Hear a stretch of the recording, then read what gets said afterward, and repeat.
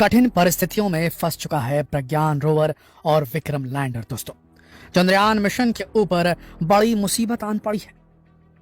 एक, वहां का निर्मम मौसम, जिसका तापमान बहुत अधिक है अभी, क्योंकि वहां पर सूरज की रोशनी पड़ रही है। लेकिन दिक्कत यह है कि हमारा रोवर, जिसकी लेटेस्ट तस्वीर अभी इसरो ने शेयर की है, जो कि अब आप अपनी स्क्रीन पर देख रहे होंगे, तो देखिए, पहला वीडियो आया था, उसमें किस प्रकार से रोवर स्लाइड से निकलता हुआ आगे तक आया था। उसके बाद उसके सामने गड्ढा आया था और वहां पर कट कर दिया था इसरो ने वीडियो। उसके बाद आज अभी 3:41 पे एक और वीडियो ट्वीट किया गया है। एक्स नाम की वेबसाइट से पहले ट्विटर कहलाती थी, उसमें इसरो ने ट्वीट किया है और उस वीडियो में आप देख सकते हैं कि वो गड्ढा क्रॉस हो गया है। उसके बाद का फुटेज है, वो आगे जाता है और रोटेट होता है और रुक जाता है।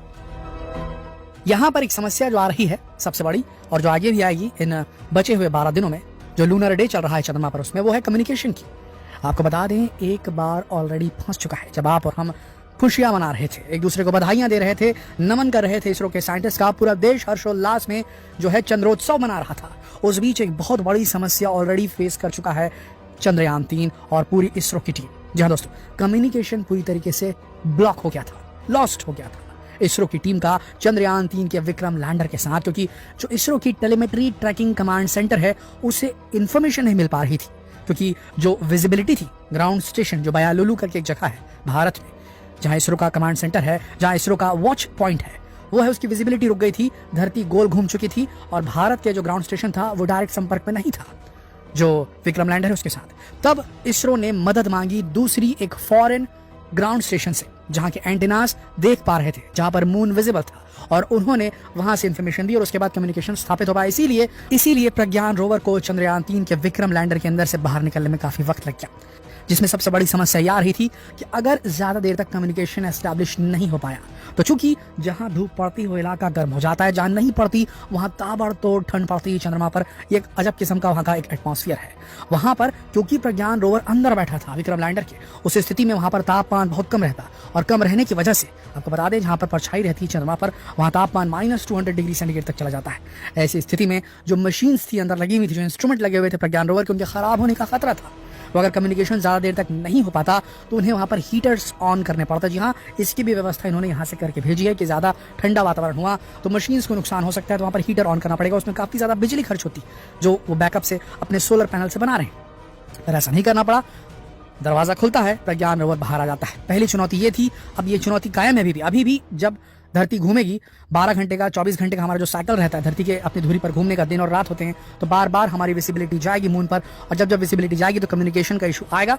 लेकिन अब चैनल्स कम्युनिकेशन के एस्टैब्लिश कर लिए गए हैं। अभी एक समस्या और है, आज ही खुशखबरी मिली है कि इसरो ने अपने कमांड सेंटर से डायरेक्टली विक्रम लैंडर को ऐड कर लिया है। जी हाँ दोस्तों, इसके पहले जो भी कम्युनिकेशन हो रहा था वो चंद्रयान 2 के ऑर्बिटर के माध्यम से कम्युनिकेट कर पा रहे थे विक्रम लैंडर से, लेकिन अब विक्रम लैंडर डायरेक्टली कम्युनिकेट हो चुका है धरती के कमांड सेंटर से, और इसीलिए वहां पर ऑपरेशन थोड़ा सा स्मूथ होगा, लेकिन कम्युनिकेशन की प्रॉब्लम बनी रहेगी। दूसरी समस्या, आपको बता दें, चंद्रमा की सतह पर जितने सारे छेद बने हुए हैं, यूं ही नहीं बने हुए दोस्तों। ऐसा नहीं है कि बिलियंस ऑफ ईयर्स पहले इतने सारा मीटियोराइट और एस्टेरॉइड ये सब गिरना बंद हो चुके हैं। अभी भी वहां पर मीटियोराइट्स, एस्टेरॉइड, छोटे छोटे टुकड़े गिरते ही रहते हैं, और क्योंकि वहां पर कोई एटमॉस्फेयर नहीं है, तो चंद्रमा की ग्रेविटी उन्हें खींचती है, वो आते हैं और गिरते हैं। और ऐसे ही कोई छोटा मोटा पिंड भी आकर टकरा गया प्रज्ञान रोवर से, काफी नुकसान हो सकता है। सारा चीज जो हम खुशियां मना रहे हैं, वो जश्न जो है थोड़ी ही देर में नस्तनाबूद हो सकता है। तो आज जब हम और आप खुशियां मना रहे हैं, बधाइयों का सिलसिला जारी है, इस बीच इसरो की टीम वहां दिन और रात काम कर रही है, और इन समस्याओं का वहां पर लगातार बना रहना एकदम 100% श्योर है।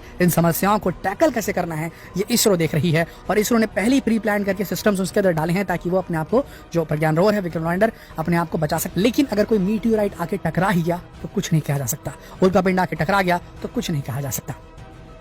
इसमें एक और बड़ी बात हम आपको बताना चाहेंगे कि इल्सा नाम का जो इंस्ट्रूमेंट है, ILSA, जो कि साइस्मोग्राफ है, यानी कि धरती के कंपन को स्टडी करने वाला, भूकंप की जो गतिविधि हो रही है, भूकंपीय गतिविधि को स्टडी करने वाला जो यंत्र है इल्सा, उसे डिप्लॉय कर दिया गया है। ये विक्रम लैंडर से कनेक्टेड है, और विक्रम लैंडर ने इस इंस्ट्रूमेंट को लोअर कर दिया है, नीचे कर दिया, और ये टच कर रहा है चंद्रमा की सरफेस को, और एक केबल से अटैच्ड है ये विक्रम लैंडर के साथ में, और ये वहां की भूकंपीय गतिविधि को जो है माप रहा है, जिसकी रीडिंग जल्द ही हमारे पास आने वाली होगी। होपफुली कल तक उसकी रीडिंग्स आ सकती है। देखिए दोस्तों, चंद्रमा पर भूकंपीय गतिविधि होती है ऐसा माना जाता है।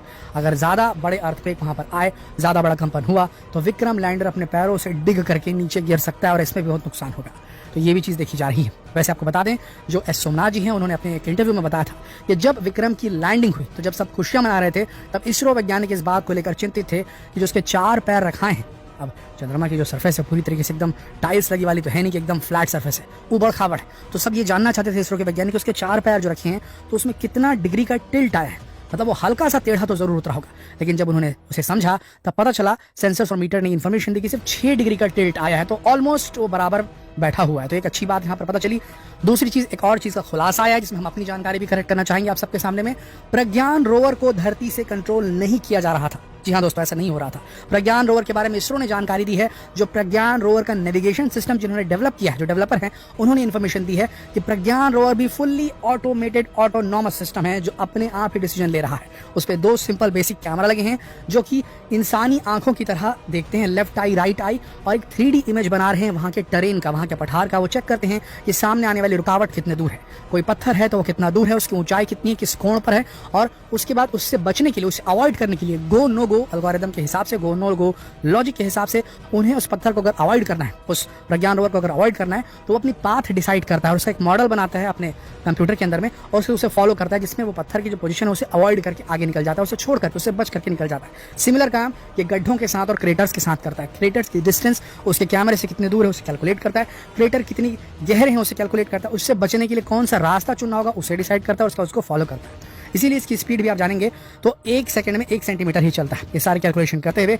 और साथ में सारा एक्सपेरिमेंट भी करता चल रहा है। तो देखिए दोस्तों, समस्याएं अभी भी बहुत सारी हैं, और इन समस्याओं को जूझते हुए प्रज्ञान रोवर और विक्रम लैंडर को न सिर्फ 12 और दिन बिताने बल्कि बहुत सारे रहस्यों से पर्दा उठाना है। प्लूटोनियम भी हो सकता है, यूरेनियम भी हो सकता है, गोल्ड भी हो सकता है, पानी भी हो सकता है, टाइटेनियम भी हो सकता है। इन सब की प्रेजेंस और कितनी क्वांटिटी में वहां मौजूद है, इसको जानने के लिए 2 बेहतरीन इक्विपमेंट लगे हुए हैं प्रज्ञान रोवर पर, और एक छोटी ड्रिल भी लगी हुई है, जिस ड्रिल से वो नीचे खोद करके वहां की मिट्टी निकाल करके उसे स्पेक्ट्रोमीटर से, स्पेक्ट्रोस्कोप से देख करके समझ सकता है। APXS सवेर की वीडियो में हमने आपको बताया था, अल्फा पार्टिकल एक्सरे स्पेक्ट्रोस्कोप।